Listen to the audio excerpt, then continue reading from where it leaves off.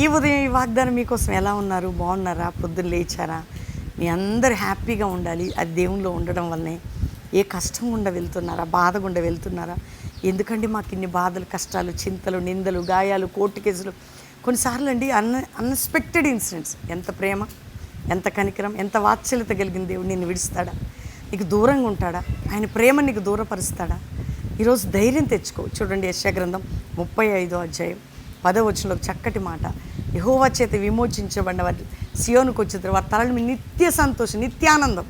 నీకు నిత్య సంతోషం, నిత్యానందం. నువ్వు దేవుని నమ్ముకున్నావా? నా నెత్తి మీద దరిద్రం ఉందంటుంది. నీకు దరిద్రం లేదు. నీ నెత్తి మీద ఆయన ఆనందం. యేసు నమ్ము, హృదయంలో చేర్చుకున్నాడు. సంతోషం, ఆనందం, సమృద్ధి, ఆయన కృప ధారాళంగా ఇవ్వబోతున్నాడు. వాడు ధైర్యంగా ఉండండి. ఆయన వైపు చూడండి. తండ్రి ప్రతి బిడ్డని రక్షించి, విడిపించి, అద్భుతం చేసి, రోగులు, బంధకాలు, కోర్టు కేసులు అన్నిటి నుంచి విడిపించి నామాన్ని గొప్ప చేసుకో.